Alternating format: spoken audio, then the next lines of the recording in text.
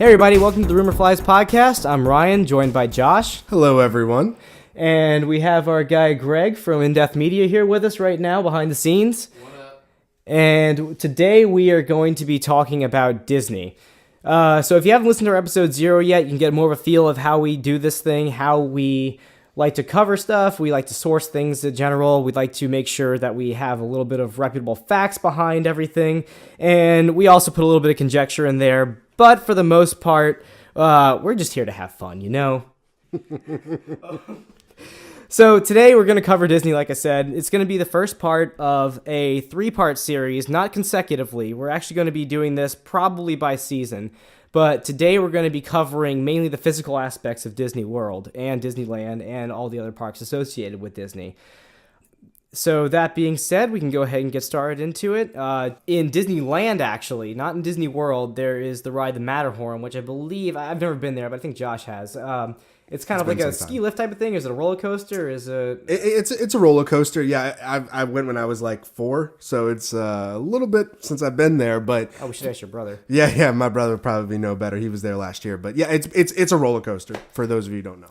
Anyway, so apparently Disney is kind of quirky with liking to keep their employees a little bit entertained in whatever way they can when there are breaks and such. I mean, there's a lot of break rooms and stuff that you don't see usually in different rides, such as Space Mountain. They have like a break room, all sorts of other places. There's just stuff you don't see behind the scenes.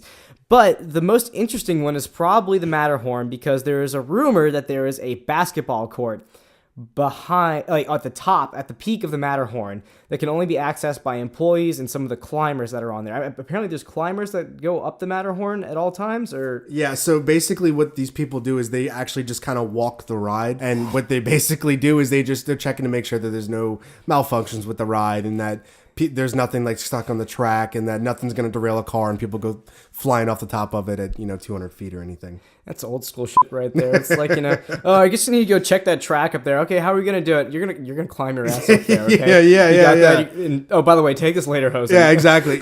Not that we have, security cameras or anything that can't check every inch of that track, but, let's be old school and just walk up and down it. Are they going to put drones in Later Hosen eventually and just have them go up there to check on everything? That's the way it's going now. Exactly. Exactly. Yeah, exactly. So did you find that to be true? Was there actually a basketball court? Yes, there actually is one. Only in recent years has it been confirmed outside of the parks by word of mouth. There was some little Disney program that I have a link on YouTube that you can check in the show notes, where they have a segment showing the actual basketball court inside the Matterhorn. And I'll go on record right here. It barely qualifies as a basketball. It's like the shittiest thing ever. It's like, it's kind of like, you just take like a piece of plywood and then you just put like a bit of fishing line across of it and just call it a ping pong table. That's what it is for a basketball court. So technically it's true because it's a half court, but it's literally just like a little post and then a basket. It doesn't even have like a hidden Mickey in it or anything like that. It's just, there's sheets all in the place. Like it could be, I've seen some basketball courts in like, some of like the more dangerous areas of New Orleans that look much better than this one. Well, it's just funny with the way that Disney absolutely goes, balls to the wall and everything, and they just basically throw money at stuff until it gets better. That, they make a basketball court that's, 6 inches by, 6 inches for the people. Oh, we made this for you. Go enjoy it. And they're like, well, the basketball court's cool and everything. Do you think we get a glass, rebound? Yeah, exactly. Like, no, fuck you. You're an employee. Yeah, exactly. You're not getting that. Yeah. So that's there, and it was actually kind of impressive. Like, I feel like that would have been one of the things I would have pushed to be in the Matterhorn if I had worked at Disneyland at some point, just to like pretend like I can be good at basketball. I mean, I'm 5'6", maybe. Yeah, I mean, depending on which gas station I'm leaving. Right. But, and it just, how many people can say they actually played basketball on top of an attraction and Disneyland? I mean, that's a cool thing to say. How many people can say it? Josh has a little bit of background with Disney, I believe, right? Yeah, I actually worked for the company for a little over 5 years. I worked at the Disney store for about 3.5, 4 years, and then I did the college program, which is an internship down in Florida. I did it over in Walt Disney World, and I did that. And then I actually continued to work for Disney seasonally for about another 2 years. So I hit about the 5-6 year mark. So as of about 2 years ago is when my last official date with Disney was working for the company. So I'm about 2 years removed now. I never thought to ask. Did you know a guy named Sam from New Orleans? Last name started with an L? No, I did not. No. Okay, sorry. I just had a buddy who did the intern program. Yeah. It just occurred to me to ask you. Yeah, no, I recommend it to anyone. It was the time of my life. Just be like, do you know this person that went to like LSU? You don't know how often I get that. Yeah. No, I get that all the time. That working for Disney. It's like it's a big small family. So the first thing we're going to talk about is the actual dress code with Disney. Now, there is an actual dress code for the cast members where you have to have a certain, what they call the Disney look. Now, what the Disney look entails, for those of you who maybe went to private school or who are more business, like everyday business person, for lack of a better term, to be honest, it's very clean cut and it's very approachable is what they basically want you to be. So you can't have long hair. You can't have your hair over your ears, or the back of your hair for guys, can't be over your collar. Girls can't have this weird color hair. They can only have one piercing per ear. No nose piercings, no eyebrow piercings, yada, yada, yada. And the most recent change to it was actually you could have facial hair working for Disney, but the conjecture to that would be it could only be like over 1/8 of an inch or something like that. It was crazy. They would actually take a ruler. So they have a ruler for it? Yeah, no, they would literally take out a ruler. I believe that was 2015 when they implemented that. Maybe late 2014. I'm not sure. It might have been a little bit. It's somewhere on that ballpark figure. But they literally would take out a ruler and measure how long your facial hair was. It happened to me multiple times. But what a lot of people don't realize was that back in Disneyland, especially what started in 1955, and Disney World, which came along with Magic Kingdom in 1971, was that prior to 1971, basically, if you were a male with long hair, you weren't allowed in the parks. It wasn't an official rule, but it was part of the quote unquote unwritten dress code of Walt Disney World. They felt that people who had this long hair and who they just resembled people who weren't very quote unquote family friendly, for lack of a better way of putting it as well. So they would actually kindly ask those guests, as they call them, to please excuse themselves from the park, and they wouldn't be allowed inside. See, I looked up a little bit of it. I couldn't find much. Did you find it from like a book, or did you find it from like a source of like online or anything? Yeah, there was a book by, I believe his name is John Taylor. It's called Storming the Magic Kingdom. It's a really interesting read if you get the chance. I kind of perused through it. I didn't read, cover to cover, but I perused through it a little bit, and it was really interesting. He's got some really cool stuff in there, but it's kind of cool to look back now. Here we are, 50 years removed basically, and just because you had long hair, you weren't allowed to go and enjoy the most magical place on earth. Well, those damn hippies really ruined magical things. Yeah, that's basically what it was. So moving on to the next topic, I'm actually going to take one that a lot of people, it's one that has been passed around by word of mouth for as long as I can remember, to be honest with you. People continue to say that the turkey legs in Disney World and in Disneyland are not actually made of turkeys. They're made of ostriches, or they're made of emus. And I have no idea where this rumor started.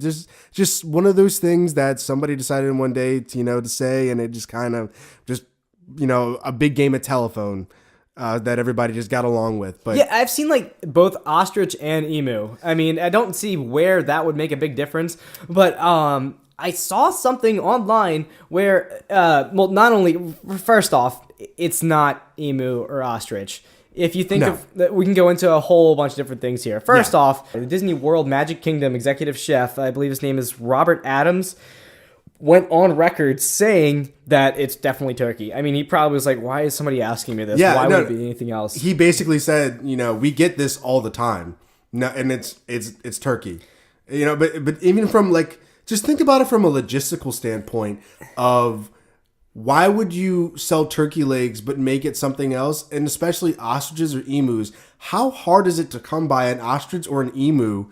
And then imagine the amount of money you're paying to kill one of those animals and then cut it up and then just use the leg or whatever you would use just for the sole purpose of selling it for, $6.99 at a Walt Disney World theme park. Not only that, I remember seeing somebody actually did the math in one of the forums about the size of an ostrich and an emu and comparing it to the size that their legs actually would be. Oh, yeah? And you get at least 3 pounds of turkey leg if you were to do it, 3 or 4, something like that. Yeah. So, I mean, it's just kind of I can't see somebody in Disney executive office like, All right, so we need a nice snack for people. It's like, well, dude, I had like ostrich leg the other day. That was really good. We Yeah. should do that. It's like, dude, totally. But I'm pretty sure people won't eat ostrich if they hear that.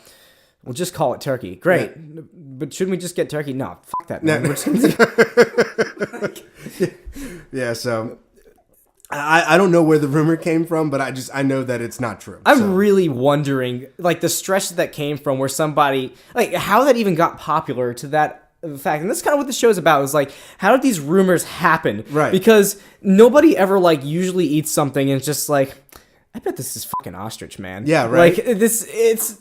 Nobody does that. No. And I'm just wondering, like, who went on a forum? Because I think this really predates the internet in terms of, like, the popularity. I think somebody just, like, decided to... It's one of those grammar school things where people just say something and then all of a sudden it just becomes fact, but it spreads to high school to high school to high school. Right, yeah. It's like a viral thing. Exactly. And then the internet didn't make it any better. I mean, I think, like, the bane of our existence is technically Facebook. I mean, we haven't talked about this, but I mean, really, we could base this podcast on just specifically anything that we see. Dog. We need sponsors. Mark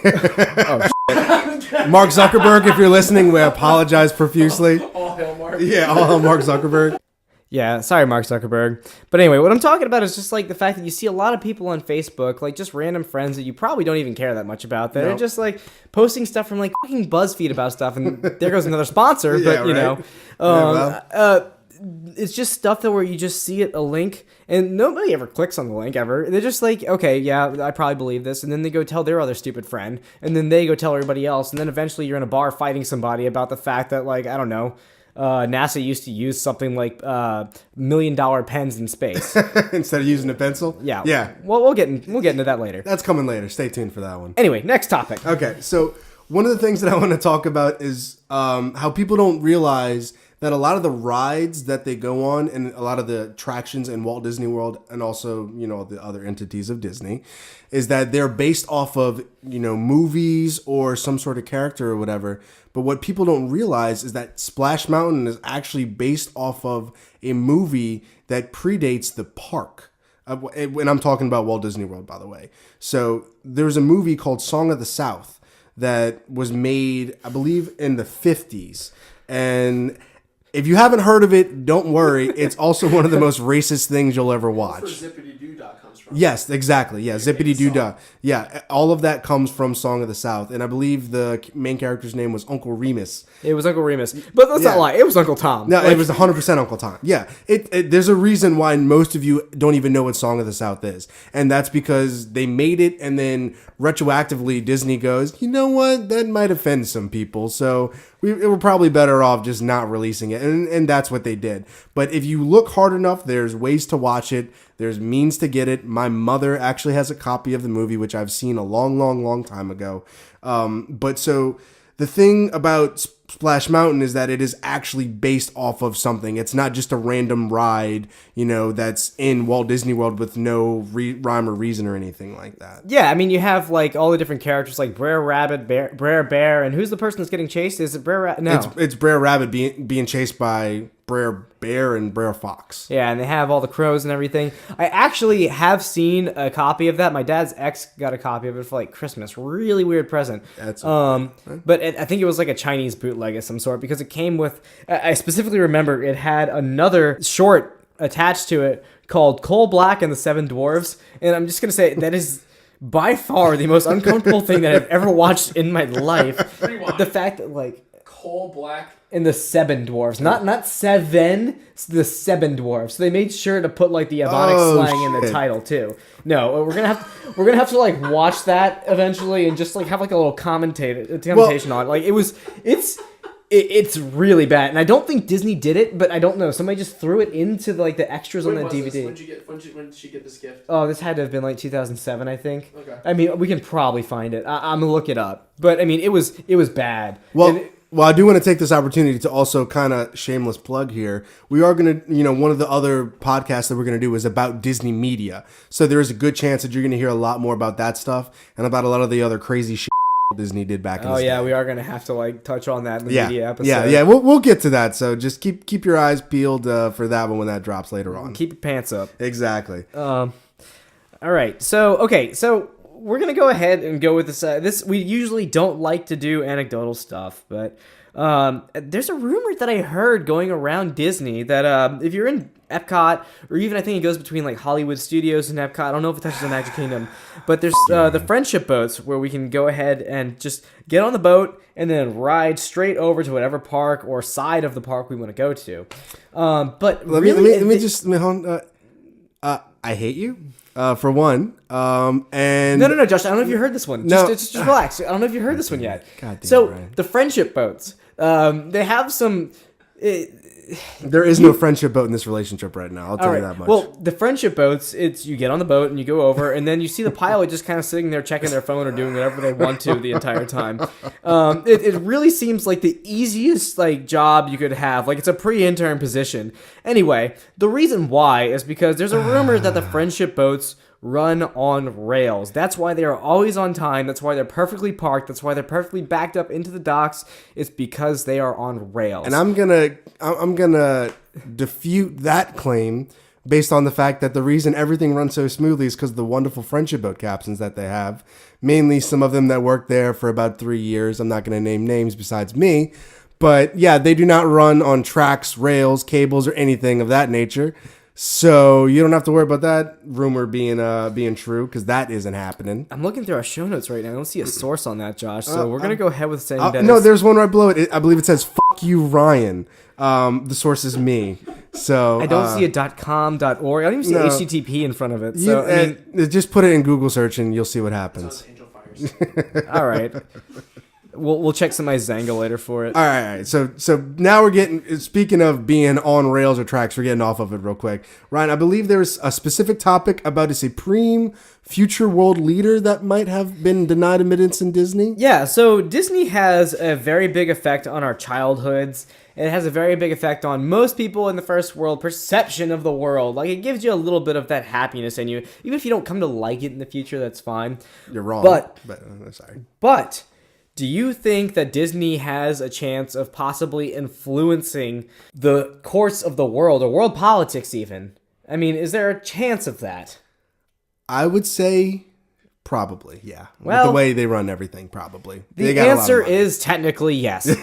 So there was a rumor going around that one of the beloved supreme leader Kim Jong-il's, rest in peace, sons, Kim Jong-nam, was actually overlooked for the heirship of Supreme Leader because he tried to get into a Disney park and was denied off of fake information.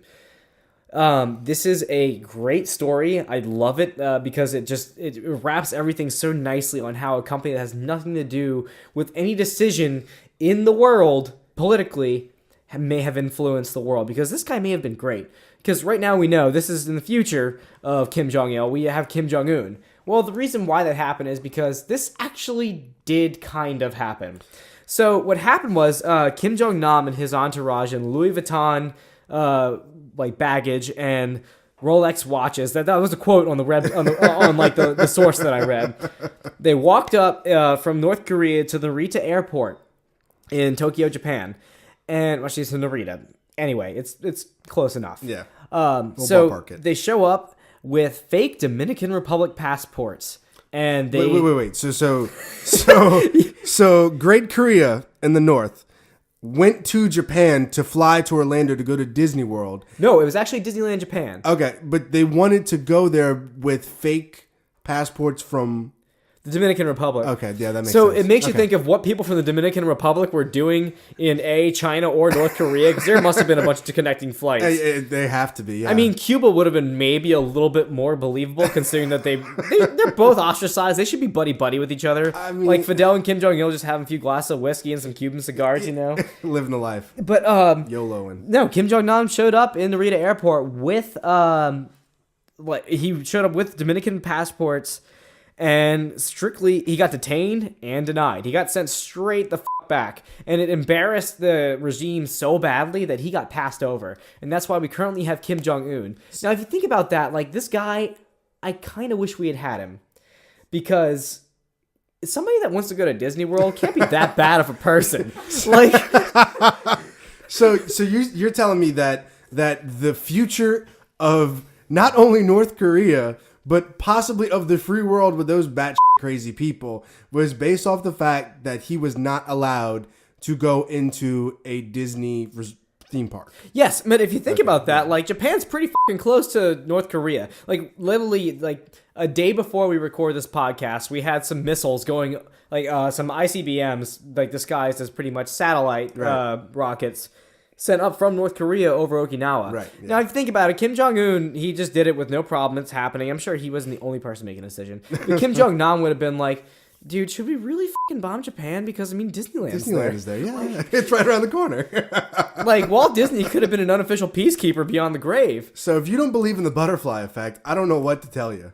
That's pretty crazy. But yeah, so, I mean, this rumor goes kind of under the semi-true category because, no, he wasn't denied entrance into Disneyland. He didn't exactly make it to the finish line and just, like, get pushed off the sidelines. He, like...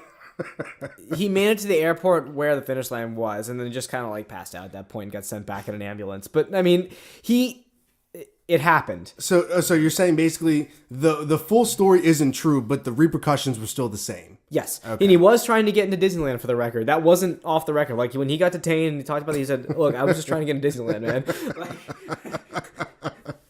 So, I mean, I think that's a pretty cool and poignant point on the fact that Disney has a little bit bigger reach because something that we didn't mention about this is that both of us are actually very big Disney fans. I mean, Josh was an employee there, and I just happened to have been taken along for like our field trips, with his family, and I just came to love the place afterwards. It's the best atmosphere.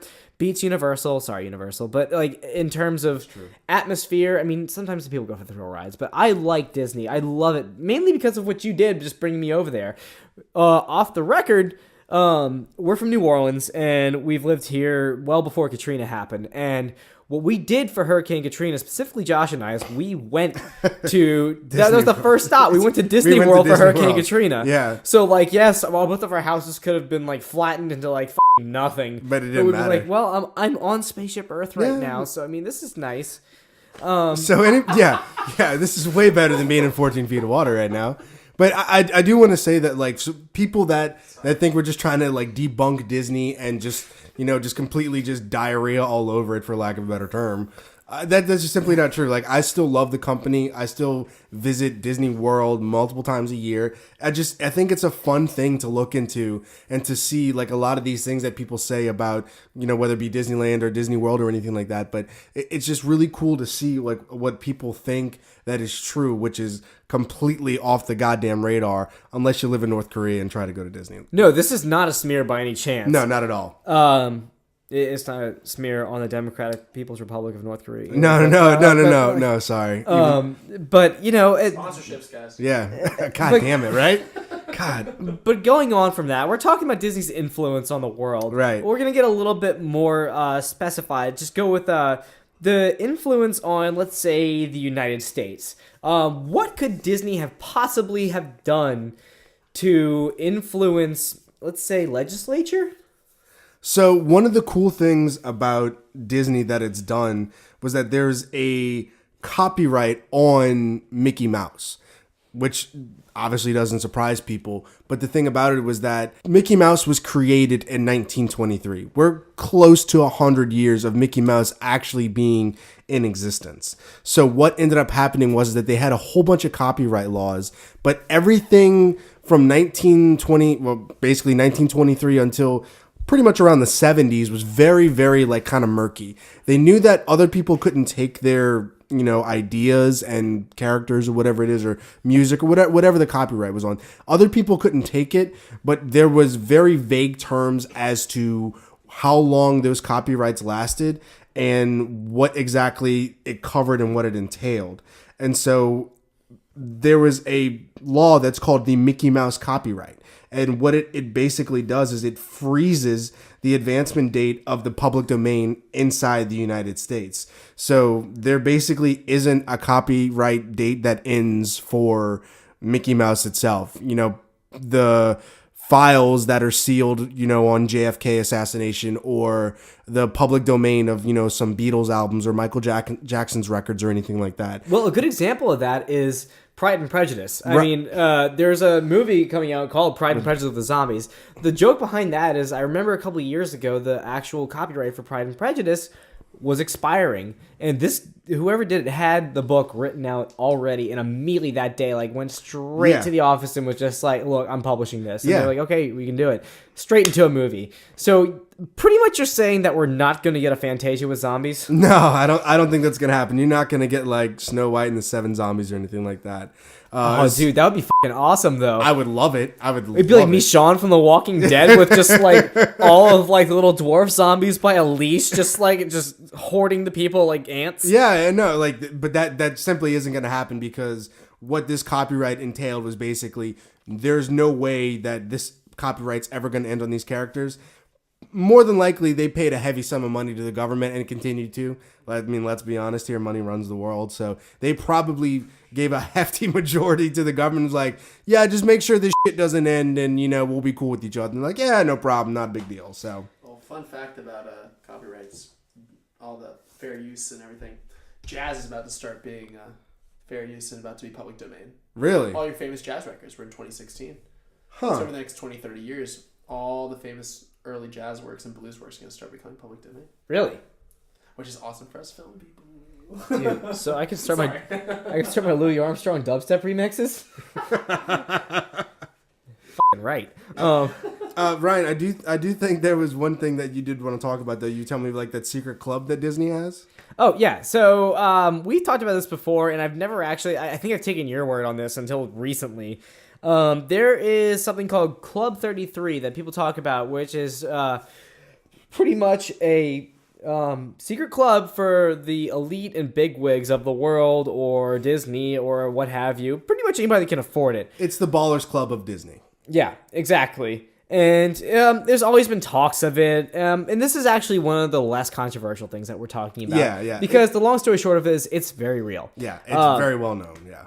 Club 33 is in Disneyland, if I'm correct. Yeah, in New Orleans Square. Yeah, they don't have it. Oh, really? I didn't know that. Mm-hmm. Do they have one in the Japan? I recently have been to Tokyo, and I went to Disneyland Tokyo, and I went to New Orleans Square, and I will say that their food isn't as authentic, but it was still enjoyable. No, there is one there, but the thing about Club 33 that's interesting is it's not like some gated community that is sealed off or anything that away from everyone. It is literally just a door that just has 33 on it.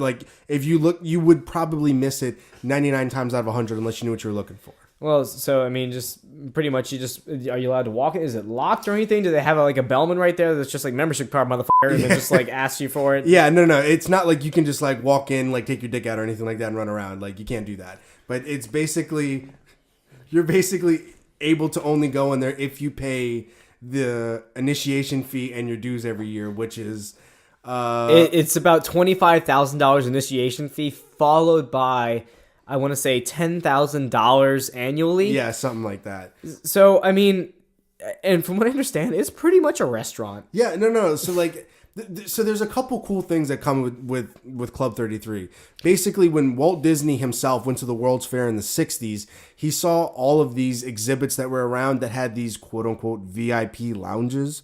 That would allow a lot of these other bigwigs to come in and to be able to, they would come in and they would be able just to hang out in a specific area only meant for them. And so Walt Disney saw that and he was like, well, I kind of want to do that. And I think it'd be really good for business if we did that. So he built Club 33 in Disneyland, and he ended up dying before it was completed. So they made this, what his brother Roy took over, Roy took over, and he basically made this club where people could go, but it wasn't limited to just these CEOs and these bigwigs or anything like that. It was basically meant for people who would be willing to pay this obscene amount of money to go to the park. All right. So the next topic that we're going to go over is a little bit more about the actual rides of the park. So one of our favorite rides, I think, consensually between both of us, is the Haunted Mansion, right? Yeah, it's by far one of my top 3 rides in all of Walt Disney World. Like, you cannot get an atmosphere like it anywhere else in the park. Maybe Tower of Terror at some points, but seriously, at the same time, it's one of those, I think, hotly debated things for cast members where you have to audition and be like the cream of the crop in order to get onto Haunted Mansion, if I'm correct. Huh? Yeah, there is a certain personality type that they do tend to look for when it comes to fulfilling a role on the Haunted Mansion, but it isn't necessarily like a crazy, persona or anything like that. I think the thing that separates the Haunted Mansion from the Tower of Terror is that the Tower of Terror, it has that background in the Twilight Zone. The Haunted Mansion just kind of is its own entity. So they kind of had to paint the picture themselves. It Right. wasn't Rod Serling really like holding their hands. Right, exactly. That's pretty cool. I can appreciate that. Actually, as a quick tangent, real quick. So with Haunted Mansion, we talked about the fact that there's a lot of like history behind it, but there's also the hotly debated like auditions for a lot of cast members while we're on the parks. And what are some of the biggest places? I want to say that it's Haunted Mansion, Tower of Terror, and Whispering Canyons, if people don't know about that. Yeah, so everybody wants to work at the big names. They got, like you said, they have the Haunted Mansion, they have Tower of Terror, there's the Rock and Roller Coaster, there's Splash Mountain, there's Space Mountain. There's all kinds of areas, that people want to work, but it's very finite to the ones they want to work in. Like, nobody wants to go work at fucking Peter Pan or Winnie the Pooh. Oh, why not? I guess it doesn't have the same appeal for kids or anything like that. All right. But, there's certain, just roles that cast members want to have that are clearly better than others. So, people try to, I guess, sway their interview into a certain realm where they can kind of make themselves seem more favorable for certain roles. Because, they do ask you where do you want to work, and I would like to think they take that in consideration, but it also depends on where they need people as well. So it's kind of a hit or miss kind of thing when it comes to that. It's one of those more hotly debated ones, though. Right. There's no right answer to any question that's going to allow you to go work at Tower of Terror. It's how you answer it. Right. Yeah. It's just, I think they just kind of get a feel for you on the interview and they kind of set you where they need you kind of thing. Anyway, so we're getting to Haunted Mansion, Yeah. and with like the very rich history behind it. I know Stuff You Missed in History Class covered this in a 2-part episode, I want to say. Haunted Mansion is one of those outliers in Disney that, yes, Walt Disney did die before Disney World was even open. But Disneyland specifically, we're going to talk about Haunted Mansion. Disney died in the middle of it being made. I think there was like something a little bit more or less of a 10-year process of that ride actually going from conception to actually having people riding on it. Yeah, you got to remember that Walt Disney died in like 65 or 66. And so there's like a 10-year gap. So Disneyland opened in 55, Walt died in like 65, 66, and then Magic Kingdom wasn't open until 71. So there's that, or actually, so there's what, a 16-year gap between Disneyland and Walt Disney World, and then Walt was there for 2/3 of it, but then they were kind of just left with their thumbs up their butt, not else to do. Well, the deal is that Disney, since it was one of his original conceptions for the parks, like Right. he actually thought of Haunted Mansion being in there from the get-go. Mm-hmm. And honestly, you can go check out the Stuff You Missed in History Class podcast because they can explain it a lot better than us, and they're a lot more experienced than us. But we're going to go into the theory behind Haunted Mansion and what the point of it is. So when you go on there, there's a whole little narration from this very jolly ghoul that talks about welcoming you into, go checking out the Haunted Mansion and such. And talking about their 999 happy haunts. And towards the end of the ride, you have quite a few interesting things happen. Like, for instance, the ride turns backwards once you get to a little graveyard scene, if I'm correct. And then once you go backwards, towards the end of it, they talk about who the possible 1,000th happy haunt might be. So the background behind this is that after Disney died, nobody knew what the was going to happen.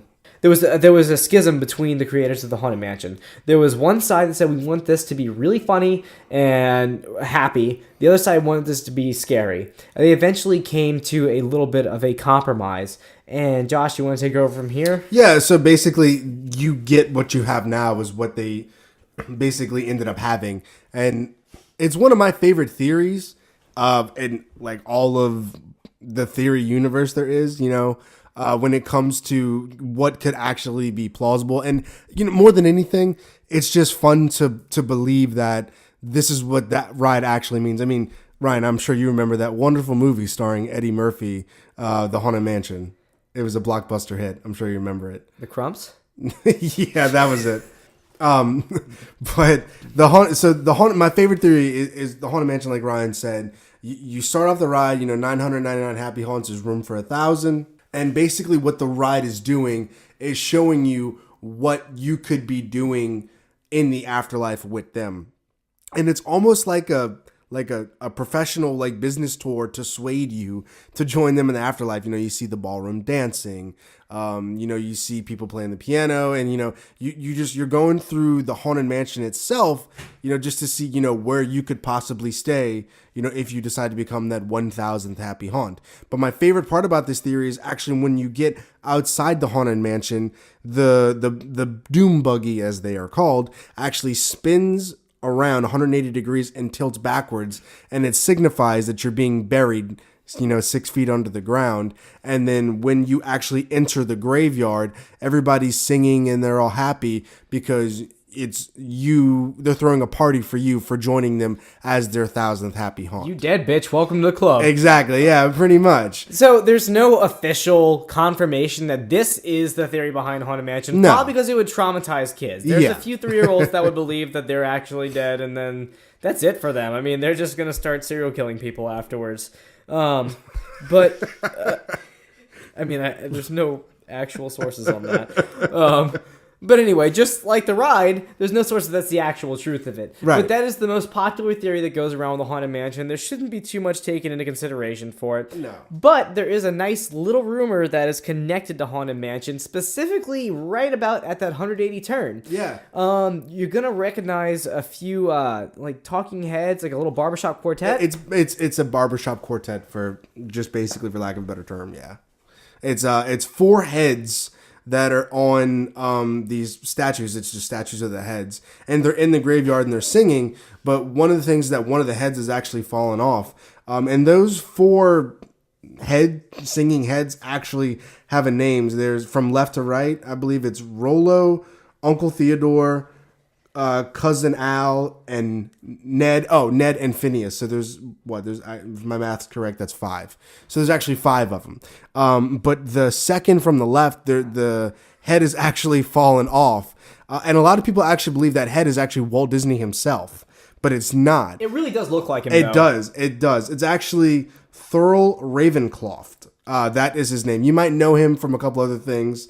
Tony the Tiger, and he's also the guy that sings You're a Mean One, Mr. Grinch. That's the same guy. He's the one that's actually singing. So if you see a singing bust when... So basic.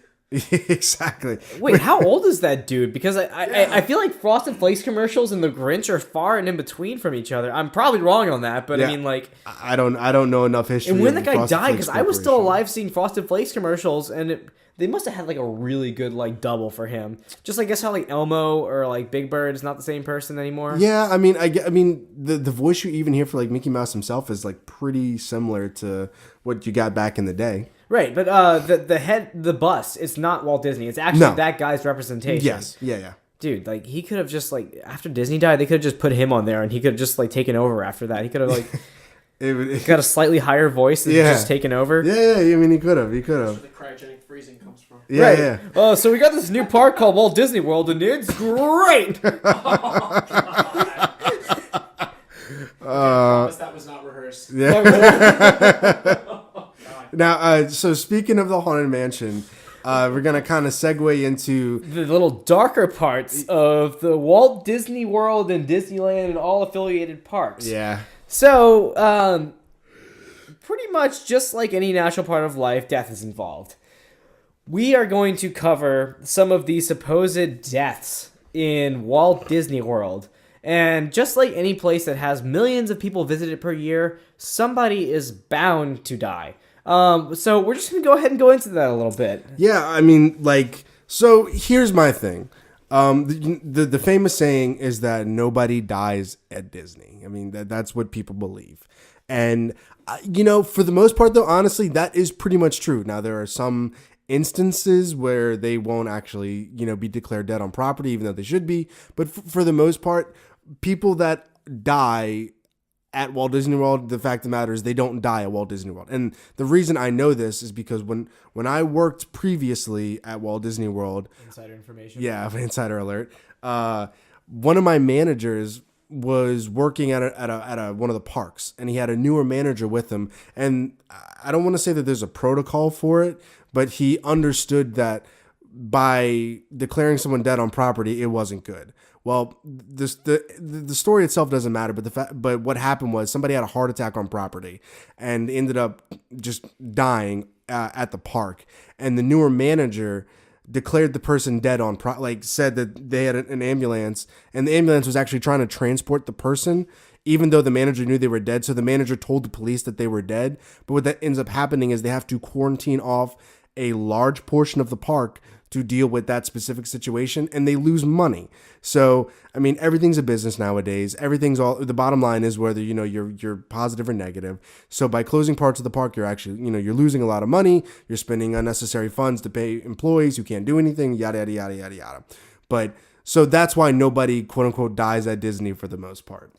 And it's kind of interesting considering that I did the research on this, and I looked up a whole bunch of instances of incidents at Disneyland or Disney World. And for the most part, yeah, it's weird because you see all these instances of people having issues, but they're declared dead later at the hospital. Yeah. And just for the research purposes, we're going to go ahead and debunk this right now. People can be declared dead in Disney property. The most recent one was actually only a couple years ago. In 2009, it's actually made the news. There was a monorail collision, and one of the pilots of the monorails died. And apparently it was that bad to the point they were like, there's no way we can say this dude died at the hospital. Yeah. We don't want to be disrespectful or anything. We're not going to name any names in this segment. No. But for the most part, he was dead enough to the point where they had to declare him on the spot. I'm not quite sure on how ambulance protocol goes, but I can see that, like what you just said with the managers, there's a whole kink in the cogs, pretty much, that stops the park from running efficiently. Yeah. Apparently, this monorail situation was so bad to the fact that there was nothing they could have done to really minimize the damage, aside from just pushing people away, which is what they had to do. Yeah. But we have in our show notes, there is an article linked to the actual incident of the monorail crash and the employee that recently died. So just getting that out the way, people can die on Disney property, or people do officially die on Disney property. Yeah. And I mean, it's a part of life is death, and that's going to happen, especially with such big visitors. I mean, you have people from all walks of life coming in. You have young people, old people, foreign people, sick people. Yeah. I mean, it just happens. Yeah, so I'm just going to say this right now, and I know some people aren't going to be happy that I'm going to say this, but I'm just letting you know, so one of the big things that Disney does, and they do it very well, I'm not going to take this away from them. One of the things that they're big on is the whole Make-A-Wish Foundation. Yeah, I'm going there. Okay. And so let's say, statistically speaking, it is inevitable that if you have, thousands of sick kids that come spend time at a Walt Disney World theme park, chances are they're not going to make it. Let's be honest. And it is a cruel part of life. I do not enjoy thinking about, these poor kids that would just want to enjoy their final moments in the happiest place on earth. But statistically, it is bound to happen. So people have to die on Disney property. All right. So let's go to some of the hot spots of death on Disney. So we're going to go ahead and stick mainly with Disney World. Disneyland might come up with it at some point, but for the most part, we're going to stick with any of the rides specifically, or any of the attractions otherwise that might happen. I've seen tons of stuff happen on stuff like Test Track, where you would imagine that where Disney employees die. But nobody really hears about that. Yeah. There's only a few that really stick out that you see kind of circulating around the internet or among friends and stuff. And we're going to go ahead and start with least likely to most likely. And Josh, you want to take off with the first one? Yeah, so one of the ones that people talk about was that someone died and committed obviously they died. They committed suicide on Splash Mountain. From what they were said was that this guy was on the ride and he felt ill and tried to get off the ride, and then he got struck by a car or a log, as they call it, that was behind him, and he ended up getting really badly injured. What I personally think is that this guy was probably trying to do something and, like try to get to the top right before the fall and jump off and kill himself. And he probably had some mental health issues, but he wasn't able to successfully do it, and he hurt himself. That's what I personally think. For the happened. record, this actually did happen. This was an Orlando Sentinel article about a guy that actually did exit the ride. Yeah. Before it was completed, and he got hit by the one afterwards. They said he felt ill or something like that. But, I mean, don't take this as truth or anything like that, but just conjecture-wise, that sounds a lot like he probably jumped off. I mean, if you're going to exit the ride, you don't exit right before it's about to go down the, ramp. I mean, you just don't do that. No, it's not smart. I mean, anybody that would see that there's about to be a big drop-off and you're in the most secure position you can be in is not going to get out of that if they're scared for their life. Yeah, it's like, oh, I'm really sick, and if I go down this ramp, I'm probably going to throw up, so I probably need to jump off right now before it happens. So as tragic as that is, we're going to go into another one. This one has been circulating for years now. Supposedly somebody died on one of the most, well, honestly, boring and mundane rides in all of Disneyland or Disney World. We're going to call this one the Carousel of Progress. So back in the 70s, this was actually called America Sings, and they had a refurb of it, and it became the Carousel of Progress. When they were first starting to work out the kinks of the Carousel of Progress, I don't know if you've ever been on this ride, but we have. The idea behind it is that it kind of shows you an advancement through history. I think it starts in something like the 30s or so. It's kind of ambiguous at this point. Yeah, it starts off I think what it does is it goes in increments of 20 years, 25 years, something like that. Right. All the audience members are sitting in a stationary, like a theater almost. And then what happens is the actual stage revolves to the next portion of advancement in history. Or is it the audience revolving? I want to say it's the audience revolving. Oh, the audience revolving. Yes. So you're in, imagine pretty much like a hexagon, okay? And it's broken up into those individual quadrants. You enter in one, there's seats in there, you enter in one, you take a seat, and there's a stage in the center of it that is divided up into 6 equal parts. The stage always stays the same. The audience revolves from, one compartment to the next, and so on and so on. All right, so the next audience gets loaded up onto the next iteration Right. of the... Okay, I got that. All right, so that's how that works. Well, when that happened at first, there weren't very many safety measures. And once you go, I don't know what point this was. It was this too, from the past to the future, from the 50s to the 80s or anything like that.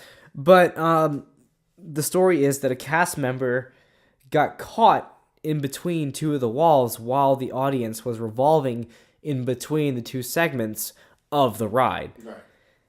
Turns out that this actually did happen. Now, it was really hard digging for this because I could not find any online immediate sources on this particular incident, but there was a book published in, I want to say, 1974 by David Koenig, I want to say his name is.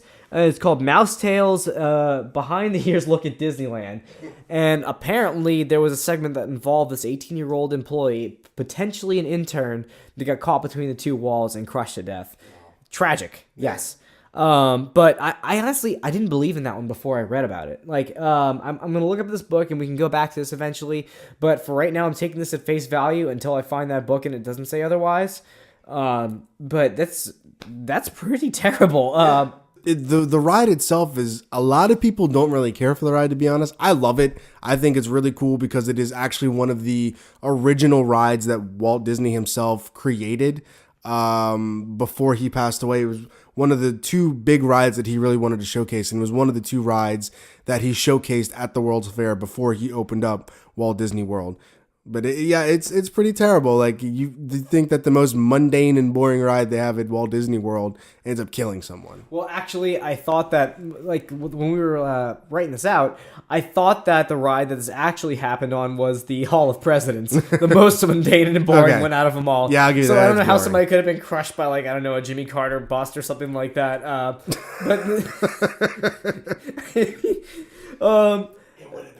Yeah, it would have been Taft, right? Yeah, it would have been Taft, yeah. Been caught between him and the bathtub. Yeah. Yeah. Jesus. He could have been an awesome professional wrestler for the record. Yeah. No, you're good. But That was Greg for the record, Yeah. but in his 2 cents. I couldn't resist. So now it's funny because you're going to go from what is one of the most boring rides in Disney to one of the probably most adventurous rides at Disney for the longest time, Space Mountain.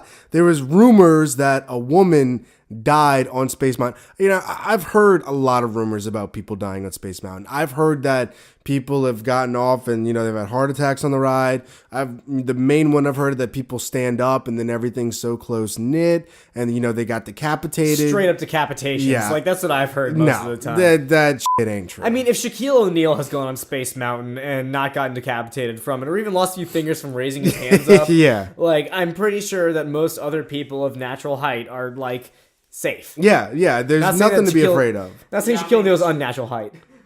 Yeah, I just but people like vehemently believe that people have died on Space Mountain all the time. Now there have been documented instances from when people rode the ride, but prior to riding the ride, they've had like congenital heart failure and like heart problems and stuff like that, and they've passed out on the ride, and they end up dying afterwards when they get off the ride because they've had medical complications. But there's never been an instance when a perfectly healthy human being has gone on Space Mountain, ridden the ride and gotten decapitated, lost a limb or anything like that, and then just walked off and then died on the spot. It just hasn't happened. So there's no death by steel beam. No.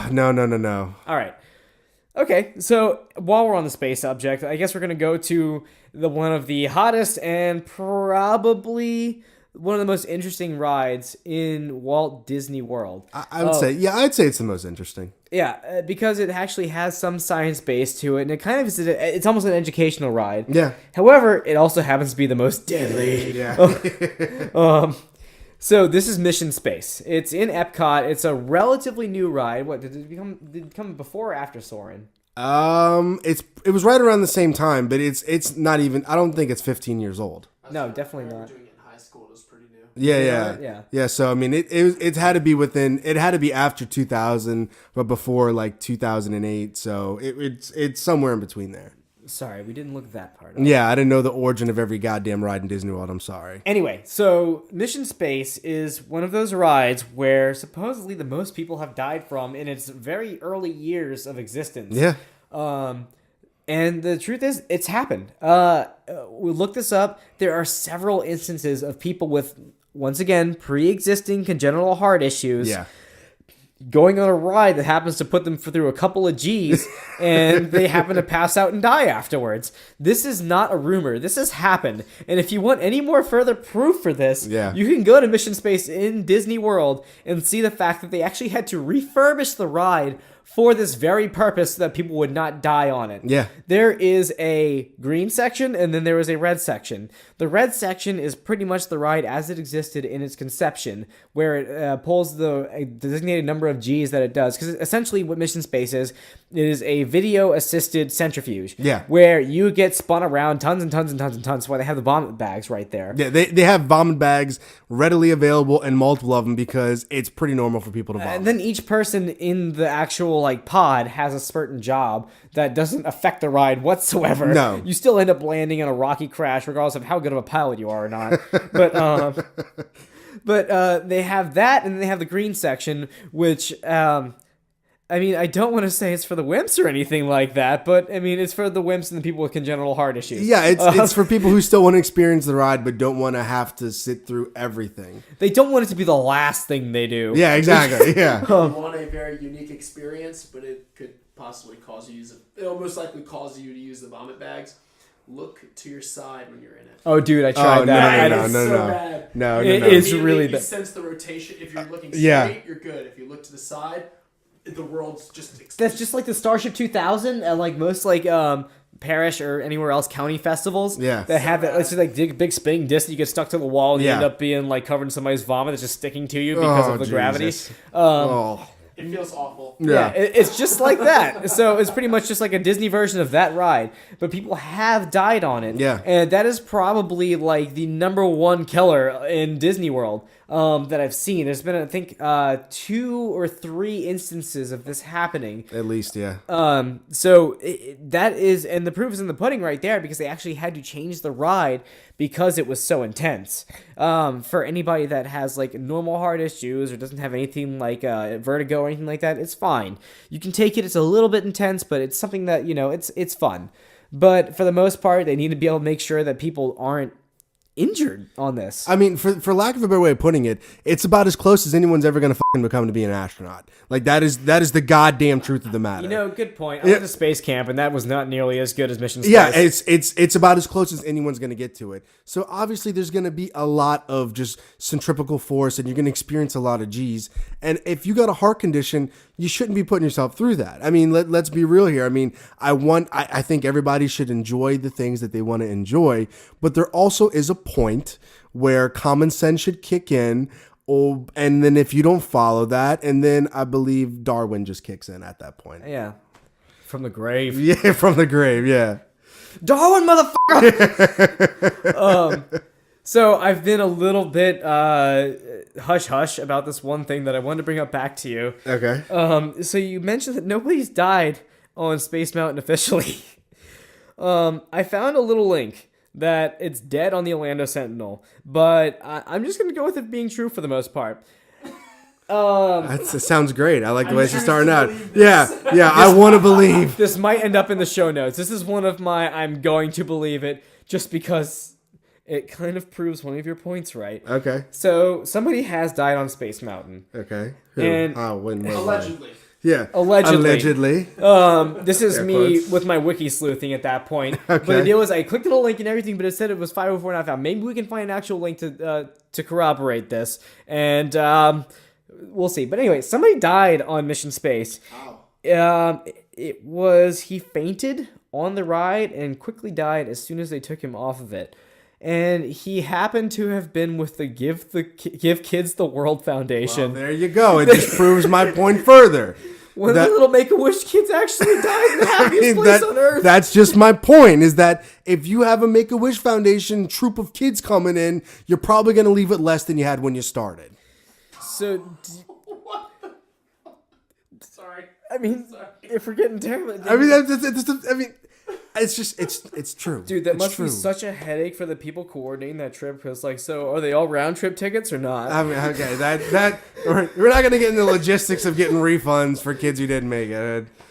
I'm trying to stay a little bit on the moral path here. I mean, I'm fucking way off of it, but yeah, I mean, look, We're too many in to stay on the moral path right now. maybe I'm too far down this rabbit hole, but yeah, I mean, for the most part, I don't know. He probably passed out on the ride, and then once they were able to try to resuscitate him, because I know there actually, side note here, there actually has been a lot of like instances where people with heart conditions on Disney property have had issues, and there weren't any defibs around, any of the what are the paddles? Yeah, any of the paddles around. So they have like bombarded Disney property with them for this specific reason. So, there has been some good that has came out of that, I should say. Yeah, I mean, it would have been nice if it had been preventative, but I mean, there is a reaction to the action. I mean, Yeah. I want to say that there are going to be far less deaths in the future because Disney is actually very, very good at customer service, whether that be saving your life or just making sure you have a good time from a bad day. Yeah. There's been plenty of things, like you've said, with magical moments. And I guess wrapping this up is, I know we ended on a little bit of a macabre note, Yeah, but a little bit. really, this has not changed, in all the research that we've done with this has not changed my opinion on Disney at all. I still am having tons of issues every time I want to go on vacation somewhere, whether I pick another country that I've never been to or going to Disney World. Yeah. Because I love it that much. I could stay on the TTA for like a day, like straight, and just enjoy the fuck out of it. No, eating a turkey I agree. leg. Yeah, exactly. Like it's just such a great place to be, and it's a lot of fun to just go and experience. Even if you've done it a million times, that millionth and 1th time to me is just as enjoyable as the first time you did it. And there's always something you can discover. I mean, like I said, you've been to Disneyland Paris. I've been to both Disneys in Tokyo. Yeah. But those are both awesome, but nothing really comes close to the atmosphere that Walt Disney World has. It's almost like self-sufficient city in its own, which you're going to get to that in the future with one of our future podcasts. Exactly, yeah. We got some more stuff coming on Disney, like we said before. But it's just one of those places where the pros outweigh the cons by far. Yeah. And even to the fact that we actually are going to go a little bit farther with this, and we're going to approach this in future episodes if we can. It's going to be an ongoing thing. Josh and I, like I said, we've been to Disney World several times with each other, but there is a certain mystery that has kind of propagated with both us and the internet. Yeah. And that is that if you go onto Spaceship Earth in Epcot, that's one of my favorite rides ever. Yeah. I actually have the audio recordings of when Jeremy Irons used to do the original. Well, actually not the original. There was somebody before him. I think it was Walter Conca, yeah. Yep, but Jeremy Irons is what I grew up with. Yeah, and me too. I actually have on my iPod still like the original recording of Spaceship Earth going through with Jeremy Irons narrating it. But there is a little rumor going around, like a mystery about when you go through Spaceship Earth, if anybody is kind of uninitiated to it, it's pretty much the history of communication between mankind. So it starts from the cavemen just doing like cave paintings on the wall, all the way up to the first like roads of communication, up to the first printing press, and then going over to what modern day. Yeah, and the internet boom, basically. Internet communication. There's this one little section though, between when the roads of Rome started like expanding communication vastly. The Dark Ages happened. Yeah. There were, I want to say, the Visigoth invaders. Greg, you're the history major. Who sacked Rome? I want to say it was the Visigoths. Vandals, Visigoths, several. It was a long process. I'll believe you too. And we're gonna get into that in the history one. Yeah. The history episode that we're gonna do. Yeah. But you're gonna be hearing much more from Greg on that one. Yeah.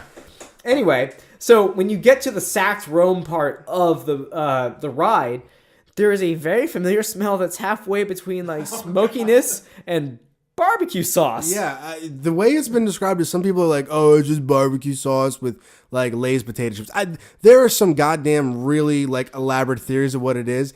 And I'm not going to sit here and, pound my chest and say what it is because I have no idea. All I know is that I just love it. I'm going to work for this. Yeah. Because I'm convinced it's more than just somebody like spilling their Stubbs barbecue on the ride and just being like, F it. Some people think it's a feature. Yeah, just mixing like fog from the smoke machine and like barbecue sauce together and letting it run through. They have a Casey Masterpiece like mister that goes out onto the ride afterwards. Yeah. But it's a very distinct smell. And we check the forums. We are not the only people that believe in the smell. It's there. Yeah. And like a little bit of background. I have a little bit of background in chemistry.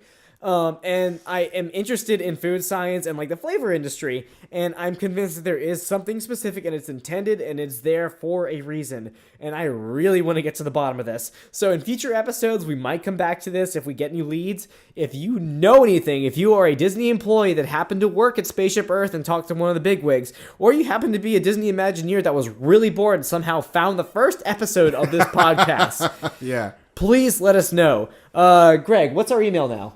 Our email is rumorflies@gmail.com. Rumorflies@gmail.com in case you didn't hear All of our social Greg. media is @rumorflies. Right. So we're going to have in the show notes all the ways you can contact us or the way you can check out any of our social media. But for right now, just look up Rumorflies on Instagram, we don't have a We're on Snapchat. Instagram, Twitter, Facebook, and we have a Gmail account.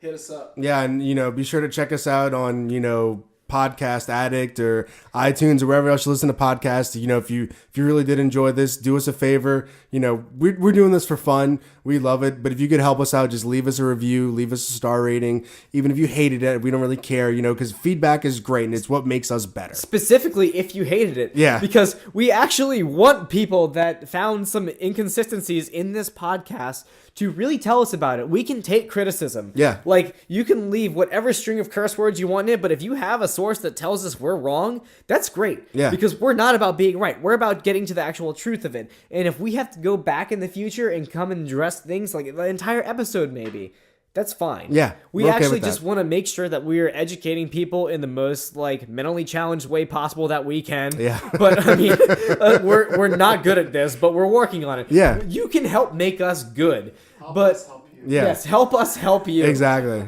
For now, we're just fumbling. Help us be fumbling and educating you. Yeah. So, like I said, we're going to try to be as interactive as possible with everybody. We're going to try to just respond in a good, timely manner. Maybe we'll do listener mail if we get enough people responding to us. But in general, we just want to have fun. We want you to have fun. And with that being said, we thank you for listening to the first episode. And it's been great having you here. Yep. Once again, I am Ryan. I'm Josh. And this is Greg. And this is the Rumor Flies podcast. And we will see you next time. Thanks, guys. This episode's closing song is She Teaches Art by the New Orleans-based band Shark's Teeth.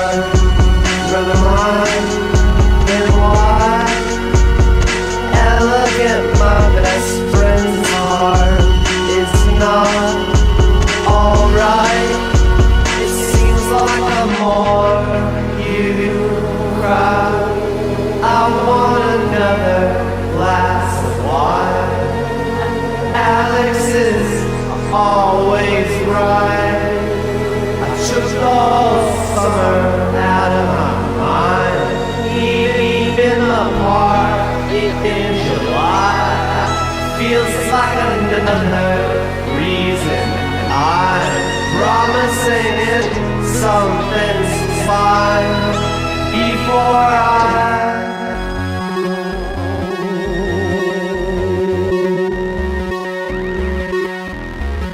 finally